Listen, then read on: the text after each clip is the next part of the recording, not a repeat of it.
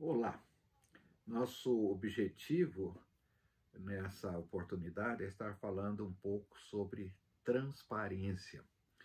É um tema assim bastante convidativo no meio da igreja, né? Porque transparente significa aquele que fala a verdade, aquele que não adultera, aquele que não tem nada a esconder, né? Ter coragem de expor seus sentimentos, chorar, conversar, falar o que sentimos, né?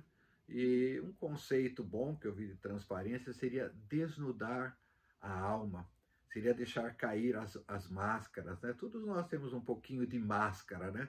Nós aparentamos ser alguma coisa, ou queremos aparentar ser alguma coisa maior do que efetivamente nós somos, né? Então a transparência é a gente baixar as armas da defesa. Nós estamos sempre querendo defender, né? E a pergunta é que como nós podemos estudar a transparência na própria pessoa do Senhor Jesus Cristo? Como nós podemos entender? É claro que ele foi transparente, né? 100% transparente, ele nunca pecou, mas ele teve um lado humano, né? E esse lado humano dele, nós vamos falar das duas naturezas de Jesus, esse lado humano de Jesus fazia com que, assim como todos nós, né, ele sentia as mesmas tentações que nós sentimos, né, as mesmas dificuldades que nós temos, e como é que ele reagia com tudo isso, né? Só queria ler um versículo que é muito interessante, que está em Hebreus 5:8, no livro de Hebreus 5:8. Embora sendo filho, aprendeu a obediência pelas coisas que sofreu. E tendo sido aperfeiçoado, tornou-se o autor da salvação eterna para todos os que lhe obedecem. Quer dizer, para todos aqueles que seguem o seu exemplo, né? O exemplo de Jesus. Para todos aqueles que confiam nele, ele é o autor da eterna salvação para nós, né? Ele foi aperfeiçoado, ele aprendeu a obedecer. É muito interessante a gente observar isso, né? Então, nós vamos falar das duas naturezas de Jesus, né? Ele como filho de Deus, ele como filho do homem, a natureza divina, a natureza humana. Por que era importante Jesus se manifestar com a natureza humana, né? Por que ele já não desceu assim sobre o templo, como o próprio inimigo sugeriu, né? E já viesse assim como o Senhor mostrando o seu poder, a sua glória, evidentemente, ele é tudo isso, né? Por que ele precisou nascer como homem, nascer da mulher, ter, evidentemente, como o pai foi gerado pelo Espírito Santo, né? Mas ele nasceu filho de mulher, né? A razão é muito simples a gente entender isso, porque a palavra nos ensina que Jesus veio para destruir, para desfazer as obras do diabo. Então, como filho de Deus, ele poderia destruir com o sopro da sua boca. Não é? Nós sabemos disso, que o próprio Jesus vai destruir o anticristo com o sopro da sua boca, né? Todo mal, todo maligno. Mas se ele assim o fizesse, Satanás iria dizer mais ou menos isso: olha, Deus, você é poderoso, eu sei que você é muito mais poderoso do que eu, infinitamente mais poderoso, né? E você pode me destruir a qualquer momento, mas aqueles que você criou, os homens, eles se renderam a mim. Nenhum homem me venceu. Os homens fazem o que eu mandei. Eles preferiram comer do meu fruto do que do teu fruto. Então, o que Deus queria? Qual que era o propósito de Deus? O propósito de Deus era destruir o diabo através de um homem, né? Para que ele não realmente se vangloriasse, que nenhum homem conseguiu vencê-lo, superá-lo, né? Todos submeteram a ele. A palavra de Deus diz que todos nós somos filhos do pai da mentira, né? Todos nós nascemos daí.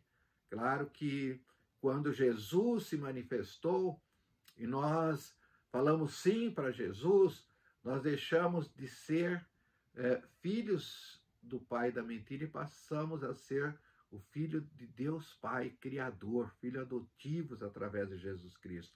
Graças a Deus por isso, né? Então, Jesus se dizia ser filho do homem e filho de Deus, né? O que é mais importante? Claro que é muito difícil dizer coisas assim, né? Mas o que Jesus preferia realmente de ser chamado? Filho de Deus ou filho do homem, né? Eu anotei aqui, se nós olharmos para o Evangelho de Mateus, observamos que Jesus, pelo menos por 34 vezes, se autodenomina filho do homem e nenhuma vez se diz filho de Deus. Então dá a impressão que Jesus preferia ser chamado de filho do homem, né? Isso também acontece nos evangelhos de Marcos, nos evangelhos de Lucas. Somente no evangelho de João, por 2 vezes, Jesus vai dizer que ele é filho de Deus, vai falar da natureza divina, não é? Então, veja que interessante, como eu vou pegar uma palavra aqui, que está em João 1, 49 a 51, e nós vamos ver que interessante a diferença entre filho do homem e filho de Deus, e como Jesus parece que preferia ser chamado filho do homem. Olhando essas duas naturezas, né? Aqui é um diálogo que Jesus tem com Natanael. Jesus identifica Natanael sem estar na presença dele. Fala onde Natanael estava sem que Jesus estivesse lá, né? Então ele percebeu que Jesus realmente era Deus, né? Só Deus pode fazer isso, a onisciência, né? Mestre, tu és filho de Deus, diz Natanael, tu és o rei de Israel. Ao que Jesus lhe respondeu, porque te vi debaixo da figueira, crês? Pois maiores coisas que estas verás. E acrescentou, em verdade vos digo, que vereis o céu aberto e os anjos de Deus subindo e descendo sobre o Filho do Homem. Olha só, Jesus diz, né, que os anjos, Natanael vai ver, nós vamos ver Jesus, os anjos sobre ele, os anjos descendo e subindo sobre o Filho do Homem. Ele poderia ter falado Filho de Deus, né? Mas ele falou Filho do Homem, né? Então, o próprio Satanás, é interessante, quando você observar que Satanás se refere, o diabo se refere a Jesus, né? Houve alguns encontros, nós sabemos, ele se referia a Jesus como Filho de Deus, né? Tu és santo, santo de Deus, né? Então, por que ele não se referia a Jesus como Filho do Homem? Porque ele não admitia ser derrotado por um homem, mas ser derrotado por Deus, tudo bem, ele admitia isso, né? Então, em Jesus, como Filho de Deus, estava a vida, né? Ele se manifestou como unigênito de Deus, ele estava cheio de graça e verdade, cheio da vida, né? Nele estava a vida, João diz, né?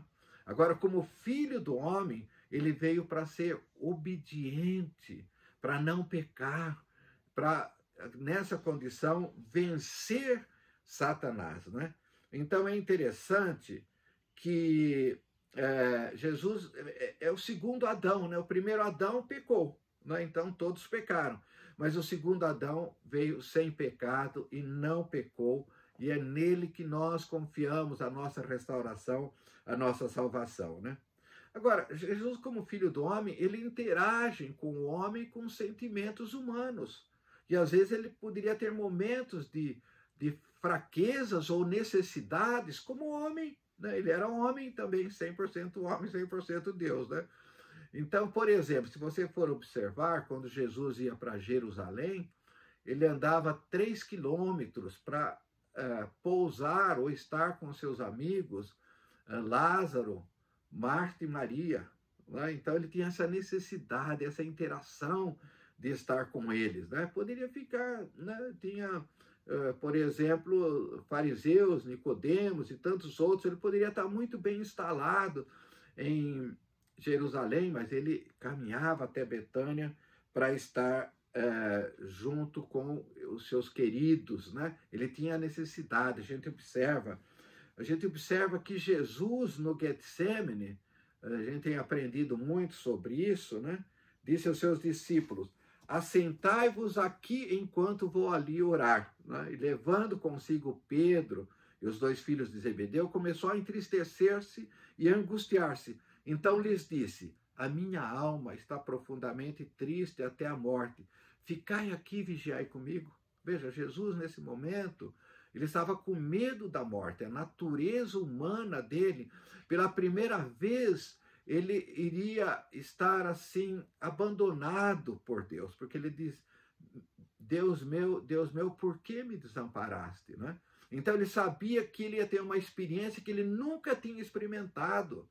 Desde a eternidade, né? Ele é o alfa, o ômega, sempre ele esteve com o Pai, né? E agora ele teria... Então esse momento era muito difícil para Jesus, né? Ele iria passar, e ele precisava de amigos, precisava de pessoas estar com ele.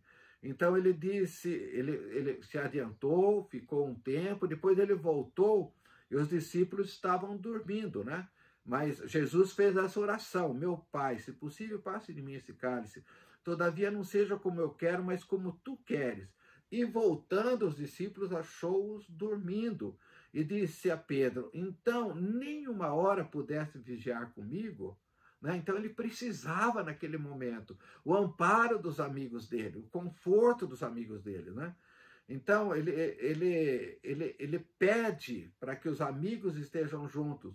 É um momento de aflição, um momento de grande tristeza, né? Isso poderia não estar escrito no Evangelho, mas se está escrito no Evangelho é para nós aprendermos, né?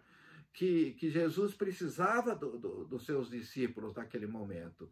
Ele estaria passando por uma tentação, né? Qual era a tentação que Jesus estaria passando?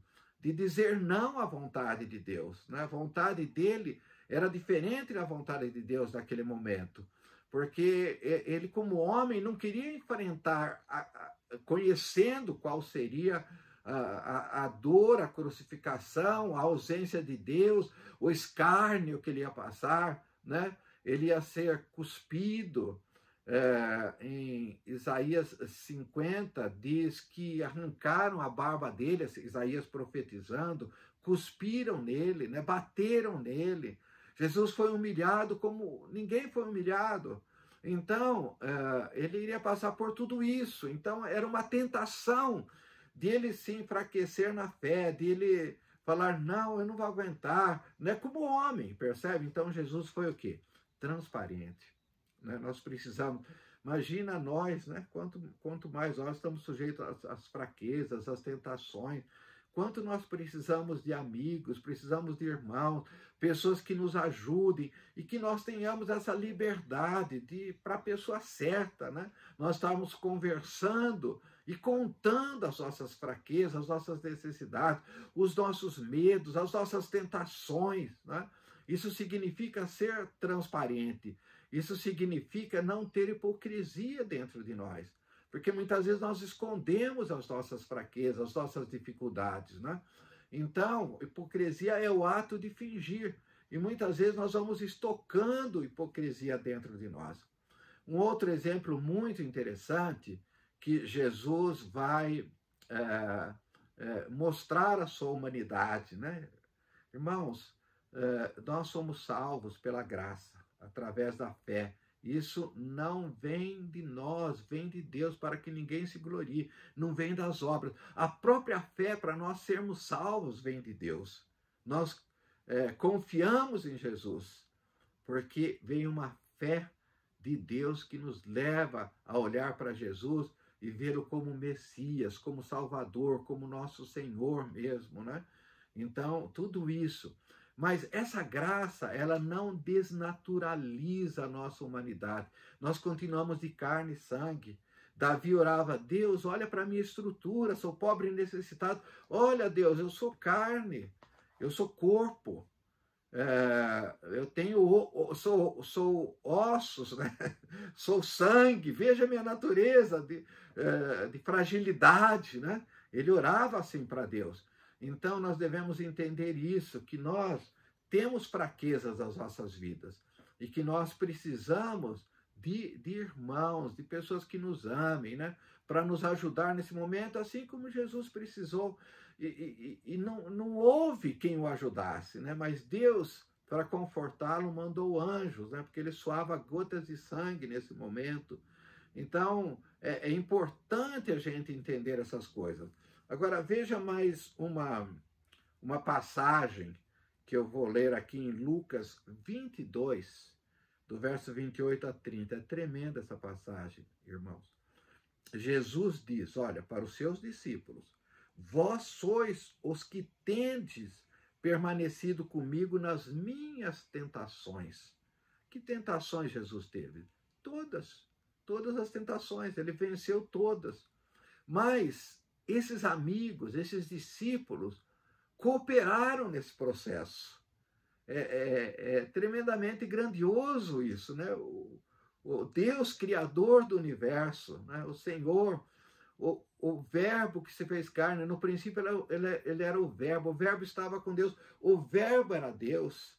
Né? Veja, nele foram criadas todas as coisas, e nada do que foi feito sem ele se fez. Então são coisas assim tremendamente grandes e poderosas para nós entendermos assim a humildade de Jesus, a transparência de Jesus, né? Sendo o que ele era, ele realmente estava disposto a precisar de amigos, a confessar isso, né?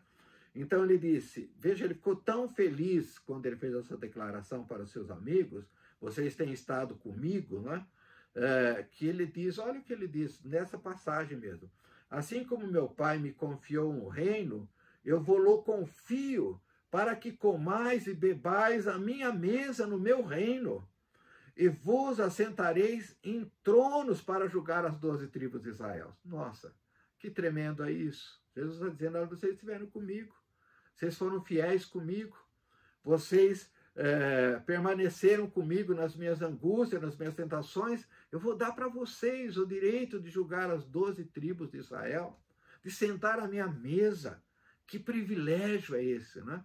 Então, como essas coisas são poderosas. Então, Jesus tinha um relacionamento intenso e constante com o Pai, nós sabemos disso. Mas pela natureza humana, como filho do homem, ele tinha necessidade de amigos. Ele era transparente, ele falava. Tem várias passagens que a gente poderia mostrar, né? Como Jesus tinha, assim, situações em que ele se mostrava dependente, embora ele por si só não tinha necessidade. Jesus é autossuficiente, mas ele fazia questão de abrir o coração para os seus discípulos e mostrar, vocês são importantes, o que seria do meu ministério se vocês não estivessem comigo, né? Mesmo sabendo que um ia negar, que outro ia trair, que havia ambições entre eles, quem vai sentar à direita, quem vai sentar à esquerda, havia conflitos entre eles. Vocês são importantes para mim, Jesus disse. Que Deus dê graça para que você possa estar entendendo isso, que ser transparente é a gente tirar toda a hipocrisia que há dentro de nós, é a gente revelar o que verdadeiramente nós somos, e nisso Deus vai nos abençoar.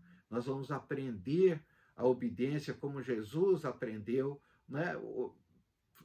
Pedindo socorro para irmão, como o corpo de Cristo que nós somos.